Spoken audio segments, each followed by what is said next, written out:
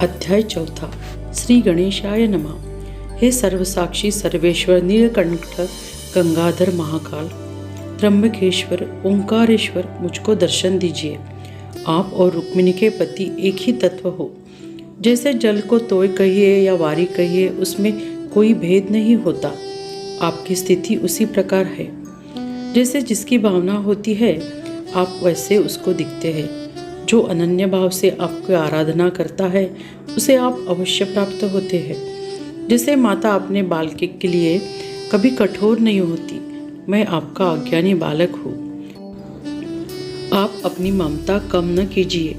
हे हर, आप साक्षात कल्पवृक्ष है, मेरी इच्छा पूर्ण कीजिए। स्वामी समर्थ जब बंकटलाल के घर थे तब एक अप्रत्याशित घटना घटी। बरार के लोग वैशाख शुक्ल पक्ष तृतीया को अक्षय तृतीया अखाजी इस अपभ्रंश रूप से कहते हैं। यहाँ के लोग इस दिन श्राद्ध पक्ष करके पितरों को उदक कुंभ देते हैं। बराड़ में यह बड़ा महत्वपूर्ण पर्व माना जाता है। उस दिन महाराज ने बालकों में बैठकर लीला कर रहे थे। गजानन महाराज ने बालकों से कहा, तुम लोग चिलम में तंबाकू भरकर आग ऊपर रखकर मुझे दो। यह सुनकर बालक बड़े आनंदित हुए और तंबाकू चिलम में भरकर आग के लिए विचार करने लगे, क्योंकि पर्व का दिन था। चूल्हा जलाने के लिए देर थी। उनकी कठिनाई जानकर बंकटलाल ने बालकों से कहा, अरे अपने इसी गली में जानकीराम सुनार की दुकान है, वहां से आग लेके आओ। क्योंकि सुनार की दुकान में पहले अग्नि पिटाना बिना काम नहीं चलता। यह सुनकर सब बालक दौड़कर जानकीराम की दुकान पर गए और महाराज की चिलम के लिए अग्नि मांगा। सुनकर जानकीराम क्रोधित हो गया और बोला, आज अक्षय तृतीया का दिन है, सोमवार के दिन मैं आग नहीं दूंगा। तब बालकों ने हाथ जोड़कर कहा, आप यह अव्यवहारिक विचार कैसे कर रहे हो? यह आग गजानन महाराज के चिलम के लिए चाहिए और साधु के कार्य में अशुभ का कहाँ अवसर है? यह तो पुण्य कर्म है। हम लोग तो बालक है, आप प्रौढ़ व्यक्ति है, क्या इतना भी आप नहीं जानते? तो ऐसी बात कर रहे हैं।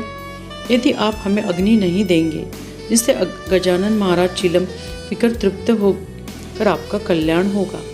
किंतु जानकीराम ने कुछ न सुनी। कहावत है कि डूबते के पैर को खड्डे में जाता है। वह बालकों से उल्टी सीधी बातें करते हुए कहने लगा, अरे गजानन काहे का पुण्यवान और साधु, वह चिलिम बहादुर है, गांजा तंबाकू पीता है और पागलों की तरह गांव में नंगा घूमता है, गंदी नालियों का पानी पीता है, न तो उसकी जात का पता है न कुल का। ऐसे व्यक्ति को मैं साधु मानने को तैयार नहीं। बंकटलाल तो बुद्धू है, उससे ध्यान में लगा है। मैं आग नहीं देता उसकी चिलिम के लिए। अगर वो साक्षात्कारी है तो आग मांगने की क्या जरूरत है? अपने शक्ति से आग क्यों नहीं लगा लेता? जालंधर नाथ चिलम पीते थे, किंतु आग के लिए घर घर नहीं घूमे। जाओ, यहाँ खड़े मत रहो, मैं आग नहीं दूंगा। मेरी नज़र में उस पागल की कोई कीमत नहीं। सब बालक म्लान मुख उदास होकर महाराज के पास आए और जो वार्तालाप हुआ था महाराज को सब सुनाया। महाराज यह सुनकर बंकटलाल से बोले, बंकटलाल चिलम पर काड़ी पकड़ो। सुनकर बंकटलाल ने कहा, महाराज काड़ी घसकर मैं चिलिम जला देता हूँ। बगैर घसे काड़ी पिटती नहीं है और अग्नि नहीं होता। सुनकर महाराज ने कहा, बकबक मत करो, जितना कहता हूँ वो करो। काड़ी बगैर घिसे चिलिम पर पकड़ो। महाराज की आज्ञा मानकर बंकटलाल ने वैसा ही किया। चिलम पर काड़ी ऊपर पकड़ी तो श्रोतागण क्या चमत्कार हुआ सुनो। काड़ी चिलम पर पकड़ते ही अग्नि नारायण चिलम से प्रकट हो गए। चिलम जल गई और आश्चर्य की यह कि काड़ी जैसी थी वैसी ही रही, जली नहीं। यह साक्षात शक्ति है, केवल पाखंड नहीं। इसको साधुत्व कहते हैं। अब जानकीराम को सुनार के घर क्या हुआ वह सुनो। बरार में अक्षय तृतीया को पकवानों के साथ एक इमली, गुड़, इलायची आदि डालकर चिंचौड़ी नाम का सार बनाया जाता है। प्राय उसके साथ और पकवानों को पूरण की पुड़िया बनती है, वे इसी से खाते हैं। जानकीराम के वहाँ चिंचवनी बनाई गई थी। जैसे वर्ष प्रतिपदा को नीम पन्नों का महत्व होता है, वैसे ही अक्षय तृतीया को इस चिंचवनी का महत्व है। दोपहर में जब सुनार के यहाँ भोजन के लिए पंक्तियाँ बैठी, सब पत्तलें परोसी गई और द्रोणों में यह चिंचवनी भी परोसी गई। आश्चर्य की बात ऐसी कि चिंचवनी के दोनों में अलिया और असंख्य कीटक बुझबुझाते दिखने लगे, जिससे लोगों को बड़ी घृणा हुई और लोग तुरंत उठकर चले गए। सारा अन्न व्यर्थ हो गया। यह सब देखकर जानकीराम सुनार अधोवदन और खिन्न मन से सोचने लगा, ऐसा क्यों हुआ? केवल अन्न ही नहीं व्यर्थ हुआ, किंतु पितरों का श्राद्ध उपोषित हुआ।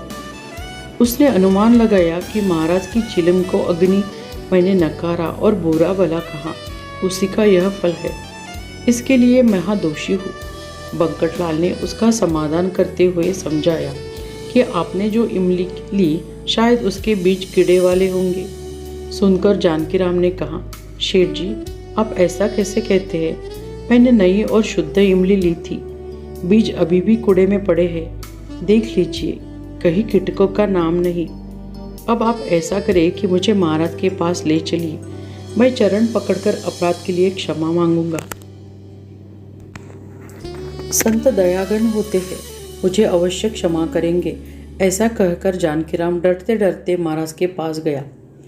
उनके चरणों में साक्षात दंडवत करते बोला, दयागण, मैंने बड़ा अपराध किया है, अनेक अपराध किए हैं, आप मुझे क्षमा कीजिए।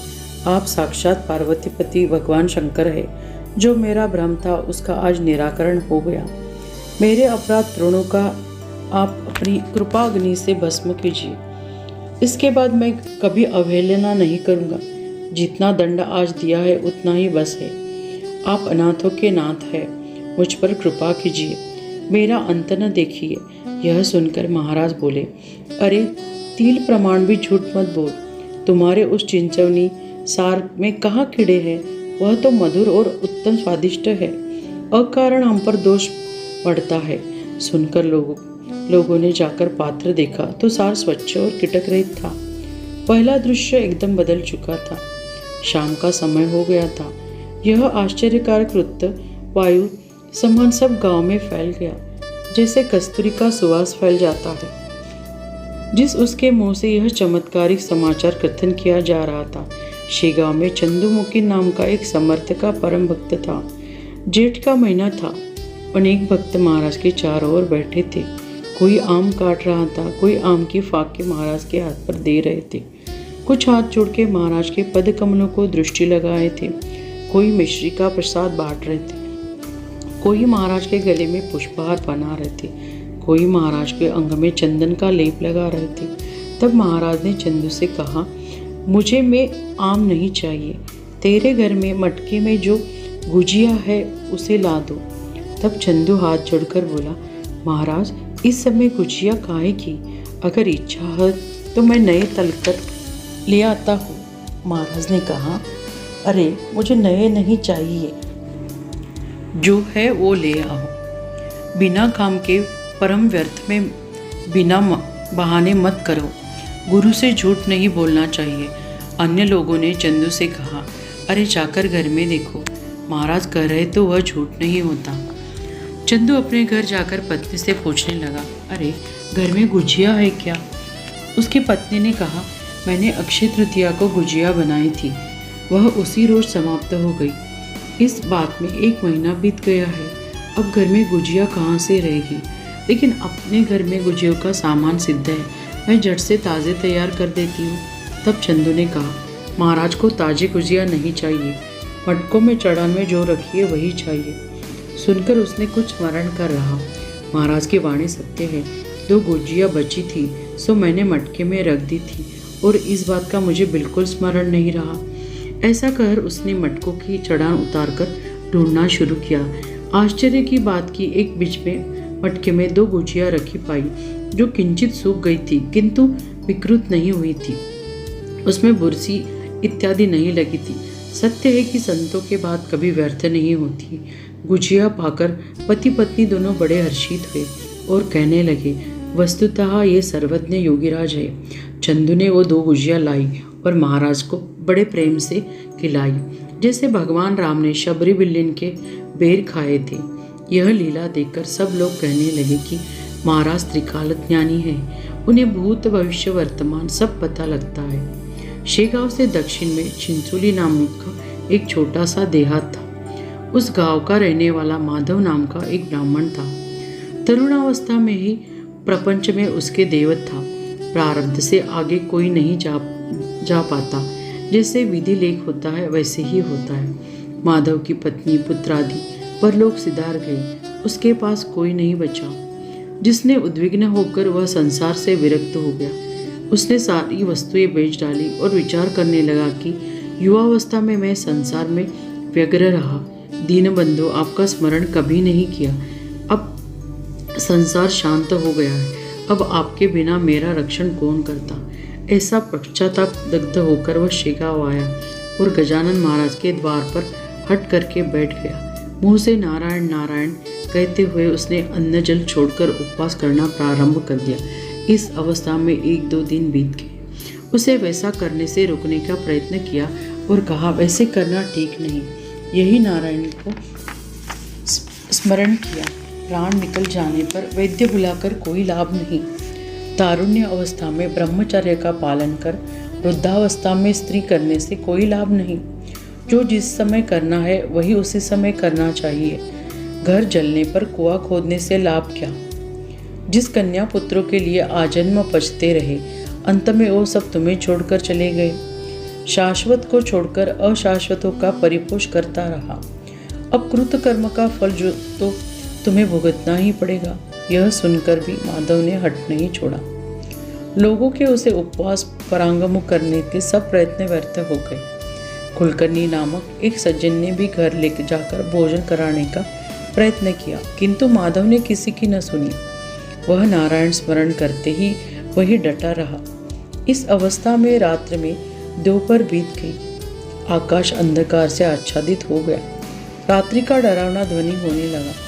पास में कोई नहीं है ऐसा देखकर महाराज ने एक कौतुक किया। यम सदृश भयानक रूप धारण कर के वह माधव के ओर मुख प्रसार कर दौड़े। वह देखकर माधव जीव लेकर डरकर भाग गया।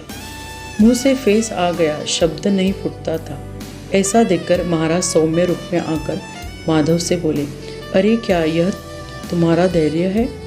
तुम काल के भक्ष्य हो, ऐसे ही तुम्हें काल खाएगा। यह मैंने केवल आगामी संकेत मात्र बताया है। तब माधव ने कहा, भगवान अब यमलोक की वार्ता न करिए, मुझे वहां जाने से बचाइए, वैकुंठ लोक में भेजिए। मेरे पातक राशियों का भस्म करना आपके लिए असंभव नहीं है। जब पूर्व जन्म के पुण्य उदय होता है तभी संत समागम होता है। तब महाराज ने हंसकर कहा, माधव तुम्हारा अंतकाल समीप आया है। नारायण नारायण भजो नारायण नारायण, असावधान मत रहो। अगर चाहते हो तो मैं तुम्हारी आयु बढ़ा देता हूँ। सुनकर माधव ने कहा, दयाधन आयु बढ़ाकर पुनः इस लोक की प्रपंच में मुझे न ढकेलिए। महाराज ने कहा, तथास्तु, जो तुम चाहते हो वही होगा। अब तुम इस भूमि पर पुनः जन्म नहीं लोगे। यह गुप्त संवाद हुआ जिसका वर्णन मैं नहीं कर सकता। माधव यह लोक के पूरे कार्यों से विरक्त हो गया। 100 लोग उपवास के कारण यह उन्मत्त हो गया ऐसा करने लगे। माधव का देहावसन हो गया और वह समर्थ सन्निधि था तथा उनसे वरदान से मुक्त हो गया। एक बार महाराज ने अपने शिष्यों से बोले कि वैदिक ब्राह्मणों को बुलाकर यहाँ मंत्रघोष करवाओ, जिससे देवादिदेव प्रसन्न होते हैं। कैरी का पन्ना, पेड़ा, बर्फी, खोया, भीगी नमक युक्त चना दाल, इसका उपहार देकर 1 रुपया दक्षिणा दो। ब्राह्मण धनपाटी होने चाहिए। सुनकर शिष्यों ने कहा, महाराज शेगांव में वैदिक ब्राह्मण नहीं है। आप कहेंगे तो खर्चा हम करने को तैयार है, किंतु ब्राह्मण मिलना मुश्किल है। यह सुनकर महाराज बोले, आप लोग तैयारी करिए, भगवान ब्राह्मण भेज देंगे। यह सब बड़े प्रसन्न हुए और थोड़ी देर में 100 रुपये जमा हो गए। उन्होंने सब सामान लाया, चंदन घिसकर केसर मिलाई, कपूर मिलाया। सामान्यतः दोपहर के समय ब्राह्मण आए। जो पद पाठ जटा घन पाठ जानते थे बड़े वैभवपूर्ण पूर्वक वसंत पूजा की गई। ब्राह्मणों ने वेद पाठ किया, दक्षिणा पाकर आनंदित होकर अन्य ग्राम गए। जो भी संत के मन में आता है वह सब पूर्ण होता है, ऐसा संतों का प्रभाव है। बंकटलाल तथा उनके वंशज आज भी यह उपक्रम शेगांव में कर रहे हैं। यह 10 गुण विरचित ग्रंथ साधकों को शुद्ध हरिभक्ति मार्ग प्रदर्शित करे, यह प्रार्थना। शुभम भवतु। श्री हरिहरार्पणस्तु। इति श्री गजानन विजय ग्रंथस्य चतुर्थो अध्याय समाप्त। श्री गजाननाय नमः।